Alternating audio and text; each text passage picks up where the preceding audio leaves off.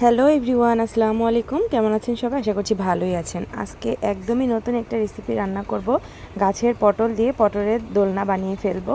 তো পটলের দোলনাটা রান্না করার জন্য প্রথমে ভালোভাবে পটলগুলোকে ভেজে নিতে হবে, যাতে পটলটা সিদ্ধ হয়ে যায়। আর এখানে ছিল নারকেলের দুধ করে রাখা। আর এই তরকারিটা রান্না করতে কিন্তু বেশি পেঁয়াজের প্রয়োজন হবে, তাই আমি অনেকগুলো পেঁয়াজ কুটে রেখেছিলাম। এখানে বেশ কয়েকটা চাল কুমড়ো কোটা আছে, আর এখানে ছিল উস্তা। আর এই চাল কুমড়াগুলোকে এখন সিদ্ধ করে নামিয়ে নিব, পরবর্তীতে তেলে দিয়ে ভেজে নেব। আর এখানে পটলগুলো এত সুন্দরভাবে ভেজে নিয়েছিলাম যে তো সিদ্ধ হয়ে যায়। আর এখানে পেঁয়াজগুলোও ভেজে নিব।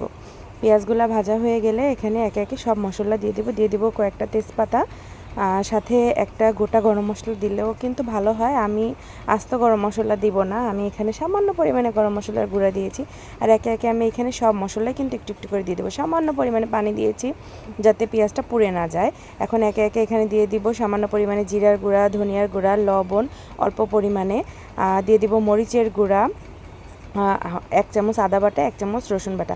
এই বাটাটা কিন্তু পটলের উপরে দিবেন আপনারা। যেহেতু পটল আমার অল্প পটল ছিল, তাই আমি 1 চামচ করে দিয়েছি। পটল বেশি হলে মশলাটা বাড়িয়ে কমিয়ে নিতে পারবেন। আর এখানে কিন্তু এই তরকারিটা রান্না করতে একদমই হলুদ দিব না, হলুদ ছাড়া রান্না করব। দিয়ে দিব নারকেলের দুধ, একদম লাস্টে ধোয়া যে নারকেলের দুধটা ছিল সেই পানিটুকু দিয়ে এই মশলাটা কষিয়ে নিব। দিয়ে দিয়েছি কয়েকটা কাঁচামরিচ, মানে আস্ত কাঁচামরিচগুলোকে কাটিয়ে নিই, ভালোভাবে কষিয়ে নিব। আমি কিন্তু এখানে দিয়ে দিচ্ছিলাম গরম মশলার গুঁড়া সামান্য পরিমাণে, একদম দিয়ে দিচ্ছি। ভালোভাবে কষানো হয়ে গেলে এর ভিতরে দিয়ে দিব নারকেলের দুধ।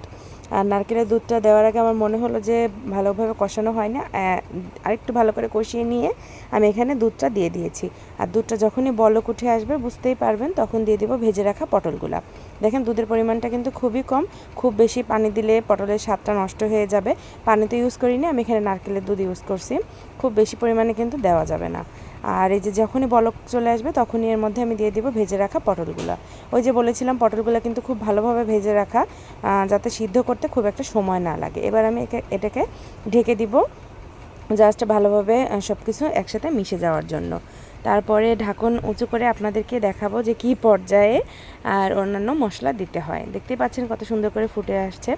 আর দেখতে পাচ্ছেন যে এখন যেরকম ফুটতেছে এই পর্যায়ে সামান্য পরিমাণে চিনি দিতে হবে। আমি সেই চিনিটা কিন্তু আগেই দিয়ে দিয়েছি, এখানে দেখাইতে পারিনি। আর এই যে এরকম ভুনা হয়ে গেলেই নামিয়ে নেব।